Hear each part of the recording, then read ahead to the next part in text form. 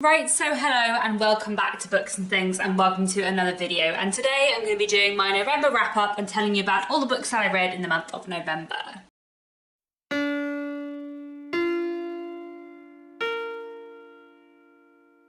So I had a slightly odd reading month in November. I read 16 things, but it was very weighted to the second half of the month. I think I only finished one book in the first half of the month, and then I don't know what happened in the second half of the month, but I finished many books. So I have lots to tell you about today, and I read some really fantastic things this month.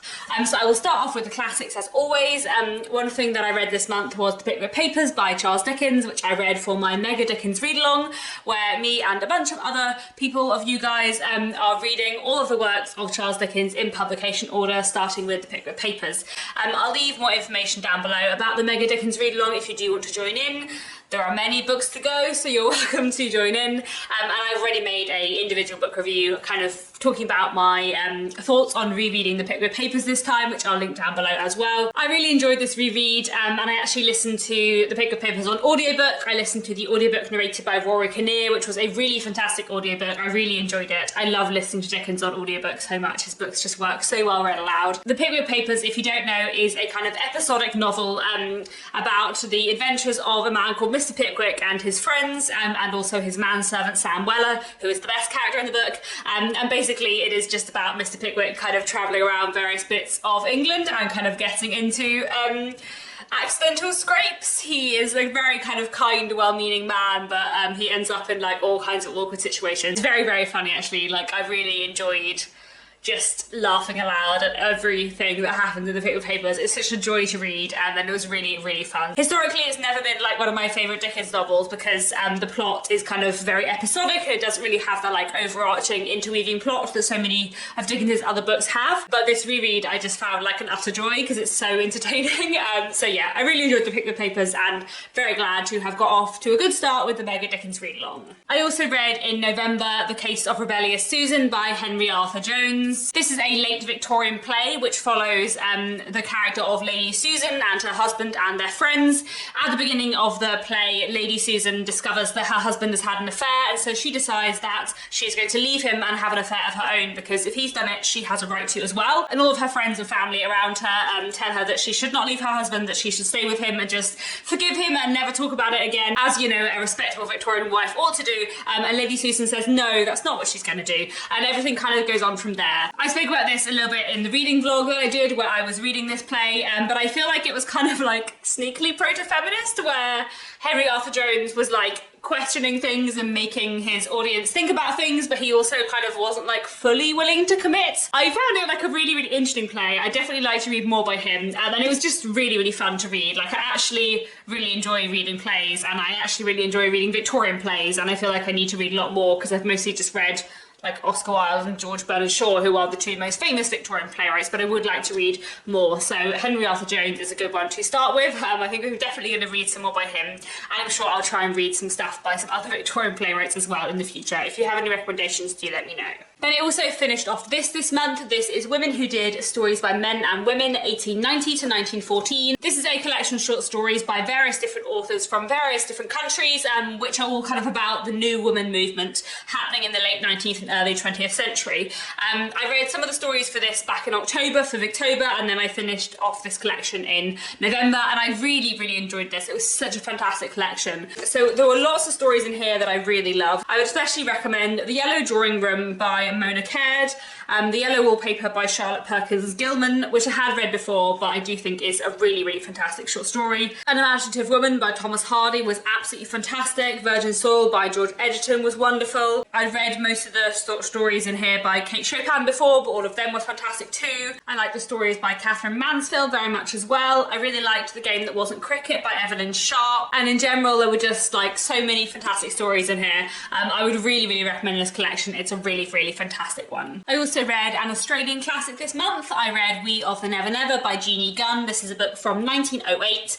and this book is basically a kind of semi-autobiographical, fictionalised account of Jeannie Gunn's experience living in the bush in Australia in the very early 20th century. I didn't hugely get on with this book. It doesn't have much of a narrative. It is mostly just kind of her experiences and reflections. I did find it kind of quite dry and not especially interesting to read. It was sort of historically interesting, but like the actual reading of it wasn't very interesting, if that makes sense. And also the narrator's attitude to the people around her, especially to the people who aren't white, was very unpleasant and uncomfortable to read, and so I wouldn't hugely recommend this one. I would say it's one of those books that is kind of interesting to read as a historical source if you're interested in reading about the history of this time, but it's not a book that I enjoyed reading, and it's not really one I'd recommend. Then I read a couple of early 20th century British classics this month. I read Clouds of Witness by Dorothy L. Sayers, which is a Golden Age murder mystery, which I really enjoyed. This is the second book I've read by Dorothy L. Sayers. I read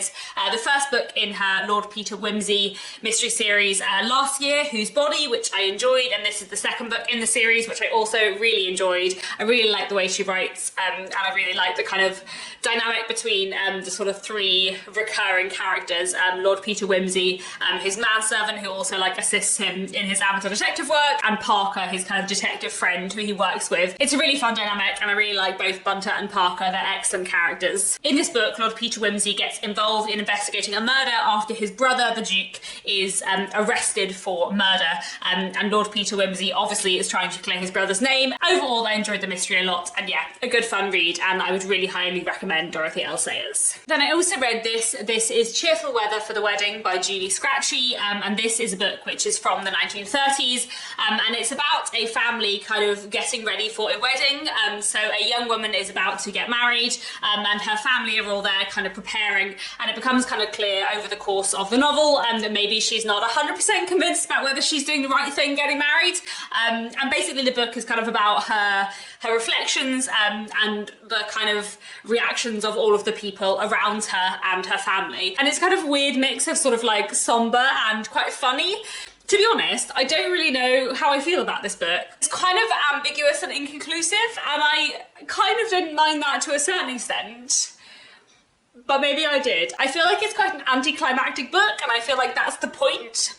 But I don't know if I liked that was the point, if that makes sense. I don't know. I haven't really made up my mind how I feel about this book yet. So an interesting read, but yes, not a favourite of the month. Then I also read two Kenyan classics this month. I read The Promised Land by Grace Ogot, which is a book from the 1960s. And this tells a story of a young married couple who move to a new village very far away in order to start a new life for themselves. And it's about their kind of married life and their rural life, I suppose, and also what happens when kind of tensions with the local people where they've moved kind of mount. I found this book really interesting. It definitely wasn't my favourite read of the month, but I found the themes in it really kind of intriguing and interesting. And I was thinking, like, of the three Kenyan classics I've read this year, by chance I seem to have read things mostly from the 1960s and 70s, and I feel like this, like, on the surface is the least political, but also I feel like there's a lot of, like, themes to do with politics and colonialisation and that are like under the surface, which I found was really interesting.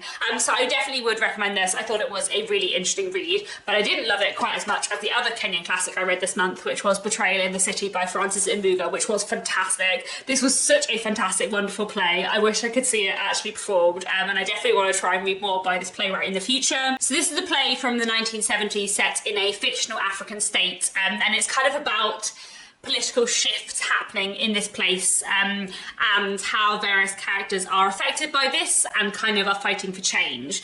So we're following chiefly two people, one of whom is a university lecturer who is in prison, basically as a political prisoner, and the other character is a young man whose brother has recently been killed at a political protest. And the action kind of focuses on them, their lives, and on a visit to their neighbourhood from the kind of head of the state, and a play within the play that is going to be put on to kind of like welcome him to the neighbourhood, and kind of everything goes on from there. And it's kind of about politics and change and freedom, and I just thought it was absolutely fantastic. It's one of those things where, like, I don't have a very visual imagination, so usually when I'm reading plays, like, I can't really imagine how they would be on a stage. I'm just reading the words and enjoying the words, but I feel like I can completely see how this would be on stage, and I feel like it was very visual to read it, which is not something I usually find. But this was really, really fantastic, and I would highly, highly recommend it if you can get your hands on a copy. Moving away from the classics, this month I read one work of historical fiction, which was The Whalebone Theatre by Joanna Quinn, and this was absolutely fantastic. Another real highlight of the month. I read so many like fantastic favourite book of the year worthy of stuff this month, which is very exciting, and The Whalebone Theatre was just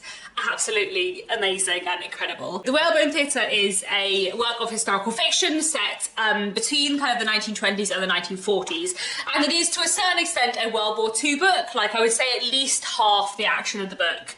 It's a bit harder to tell because I listened to an audiobook, but I feel like at least half the book takes place during the Second World War.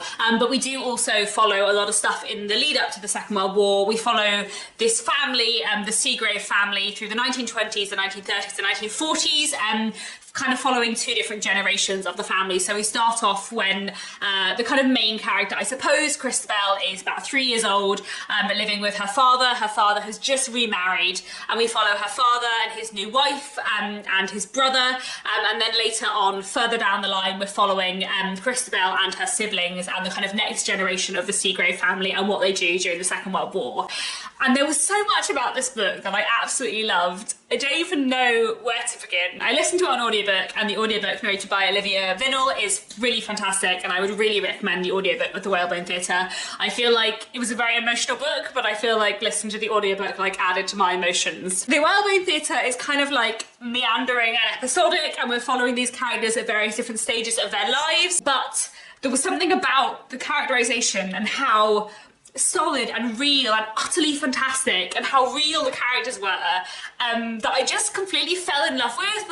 Like all the characters, no matter how briefly we see them, felt so completely real, and that just meant that like all the emotional stakes were so much higher.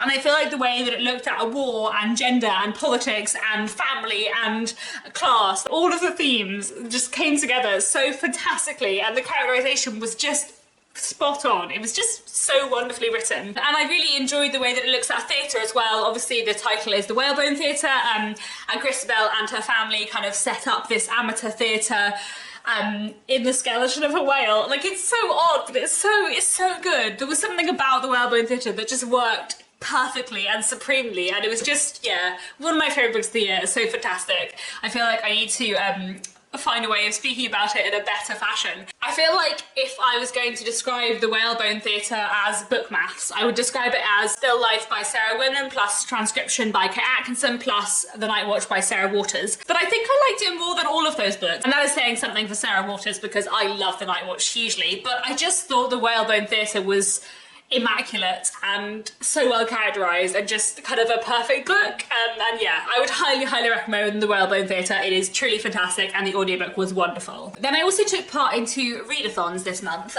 So the first one I took part in was the Japanese Literature Readathon, which was taking place over 1 week towards the end of November, and then I'll link the details of that down below because the Instagram and Twitter accounts that run it, they do multiple readathons a year, and I read 3 Japanese books for that. So let's first off talk about Dead End Memories by Banani Yoshimoto, which is a short story collection, and this is translated from the Japanese by Asa Yoneda. Banani Yoshimoto is one of my favourite authors. I've read a lot by her, and I think I've now read everything by her that's been translated into English, and I just think she is a fantastic, fantastic writer. I love how she writes about love and grief and food and growing up, themes that feature in many of her books, and I really liked Dead End Memories very, very much. There are some fantastic stories in here.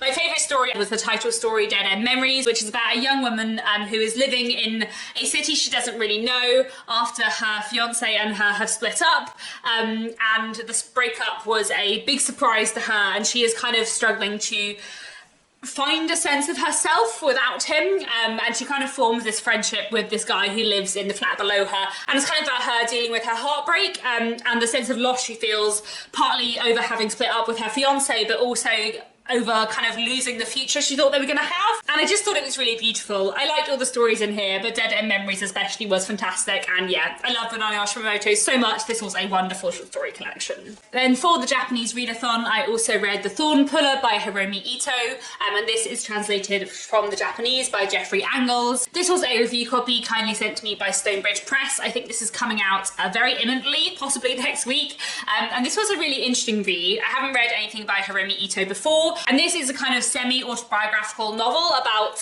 her experiences living both in Japan and California and kind of moving back between the two, caring in California for her husband and 3 daughters, and caring in Japan for her 2 parents. She has been living mostly in California, but she's having to move back between the two very regularly in order to look after her parents. And it's a book which is in many ways about growing older, both in terms of how Hiromi's parents are aging, but also how she herself feels that she is aging. I found this book interesting in lots of ways. It's very episodical. There isn't really like a through narrative. It's mostly just kind of like sequences from Hiromi's life. Like, it is a novel, it is fictionalized, but it does read a little bit like a memoir. But I found it really interesting, especially the way that it looks at the themes of growing up and aging, and also the themes of kind of culture difference, and how Hiromi's life is different in California and Japan, and what it means to move between the two, and where she kind of feels most at home, and indeed how it's complicated to not feel at home in either. And I found all of that stuff really, really interesting. I will say this is probably not a book to read if you are squeamish. Book is very like direct and frank about medical stuff and about growing old and all of the stuff that brings with it, which I think is kind of part of the point and is very powerful, but it won't necessarily be for everyone. But overall, I found this a really interesting read, and yeah, I'd be interested to read more by Hiromi Ito in the future. It would be interesting actually to read some of her poetry. Then finally, for the Japanese readathon, I read this. This is The Forest of Wool and Steel by Natsu Miyashita, and this was absolutely fantastic. I want to say that this is my favourite book of the month, but there are actually like 4 contenders for my favourite book of the month, but it's been one of my favourite books I've read this year, and I thought it was fantastic. This is a kind of coming of age story, and it's about a young man living in a small village in Japan, and at the beginning of the book he is 17. He doesn't really feel like he has a strong sense of identity, I suppose, is maybe one way of putting it, and one day he hears a man tuning a piano in his school, and he thinks, that's incredible, I've never heard a sound like that before. And so he decides he wants to be a piano tuner. He doesn't play the piano, but he decides he wants to be a piano tuner, and the book is about his journey to become a piano tuner. So he goes away to study to be a piano tuner, but most of the book takes place a few years later when he is, I think 20 or 21 years old, working at a piano shop as one of the tuners, as kind of an apprentice tuner effectively, and he goes with the various other piano tuners to various people in the neighbourhood. It's a book which is about music and kind of like finding your purpose in life, I suppose. It's a coming of age story, but it's also a story about small town Japan, and it was just utterly beautiful. And I love the way this book looked at music and the way that it wrote about sound and music and what that can do. But I also really loved that it was not about a piano player, it was about a piano tuner.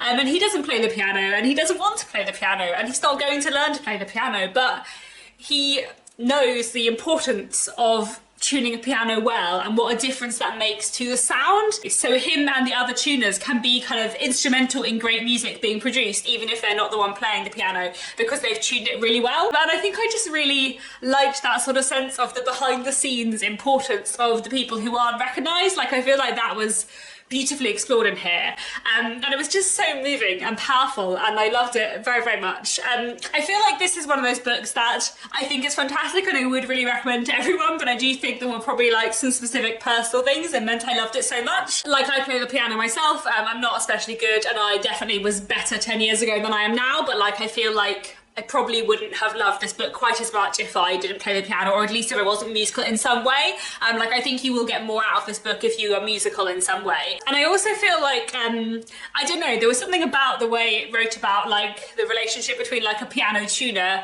and a piano player, and what the piano tuner like does and what they're like able to help the piano player do, that reminded me kind of like editing and writing. And I think having worked as an editor and being like aware of, I don't know, the importance of behind the scenes stuff, I just kind of really liked, like, it felt like that was relevant to like writing and books as well as to music, I suppose, and so that kind of like just occupied a nice space in my brain. I don't know, I just thought this was beautiful and lovely. I just loved it hugely. Would highly, highly recommend this. It was beautiful, and yes, very glad I picked this up this month. Then the other readathon I took part in November was Non-Fiction November, which is a wonderful readathon hosted by a book olive on BookTube, which I take part in every year, and I read 4 books for Non-Fiction November, which was probably not as many as I was intending, but that's fine. So one thing I read for Non-Fiction November was the 3rd Third Pillar by Raghuram Rajan. And the subtitle of this book is How Markets and the State Leave the Community Behind. So this book is kind of part history, part sociology, part politics, part economics, I suppose. It's got a lot of stuff thrown in. And basically in this book, the author is talking about how the three pillars of like society or the world, so the community, politics and economics or the market, kind of tied together, and how in an increasingly like digital age, the state and the market, or kind of politics and the economy, sort of leave community behind, especially local community. And he's kind of talking about how that has happened, how society has changed over the last like 100 years especially, and how he thinks society should change going forwards to kind of give the community more weight and kind of rebalance the three pillars, I suppose. I found this a really, really fascinating read. It's very kind of like intellectually interesting. I actually found a lot of the stuff about economics in it much more interesting than I was expecting. I did history and English literature at university, and when I was doing history at university and history at school, I did actually really like economic history, but that's something I kind of have forgotten how much I enjoyed. And I feel like in the third pillar, especially when kind of economic history and the economic history of the last 100 years is being discussed, I found that stuff really interesting, especially when the author was talking about kind of the economic history of India and China, because I feel like I knew less about that than when he's talking about the economic history of the USA and Europe, which are the kind of other two things he discusses quite a lot. So I found kind of the economic side especially really, really interesting. I feel like I didn't agree with everything that was said, but it was a really interesting read. Then he also read this. This is the works of Hayao Miyazaki, the Japanese animation master, by Gail Burton. And this is a book which is all about the work of Hayao Miyazaki, who was kind of the founder of Studio Ghibli, who are a Japanese animation studio whose films I absolutely love. If I were to make a list of my 10 favourite films, I'm pretty sure 8 of them would be Studio Ghibli films. So this book is kind of split up into various sections. So it's got a bit of a biography of Hayao Miyazaki, then a kind of like history of Studio Ghibli, and then it's kind of got analysis of kind of the major films that Miyazaki animated for and wrote for, and then it's got kind of a section which is about like themes and how particular themes run through his films. I did actually skip a few pages in the analysis of major works because there were 2 films which I haven't actually seen yet, so I skipped those ones. But in general, I found this a really interesting read. I think my favourite section was actually the section on themes, where it was talking about various themes in various Studio Ghibli films. So the themes it talks about are the image of women, the animal world, children and humanism gaining a maturity imposed by illness, nature relations, religion, mythology, spiritualism and divinities, and the war and destruction, all of which I just thought were really fascinating, and like I feel like it gave me good insight into why I really like Studio Ghibli. Like I hadn't really thought before until I was reading the essay on how Miyazaki's films depict women, that like one of the reasons why I really like Studio Ghibli is that all the films just have fantastic female characters. So I feel like it gave me like a good insight into why I like Studio Ghibli, as well as just giving me more background to the studio and to Miyazaki as a person. So I really enjoyed this book. It's fairly specialist, like you're not going to find this interesting unless you're a really big Studio Ghibli fan and a fan of Miyazaki's works. But if you are, then this is certainly worth a read. And I meant to say as well, this book was translated from French by Jason Mulvaney. Then also for non-fiction November, I read Death by Shakespeare by Catherine Harkup. The subtitle of this is Snakebites, Stabbings and Broken Hearts. Basically in this book, Catherine Harkup is looking at how Shakespeare uses death in his plays, but also kind of placing the deaths in his plays within the context of the historical time in which Shakespeare was writing. So there's a lot of history in this book.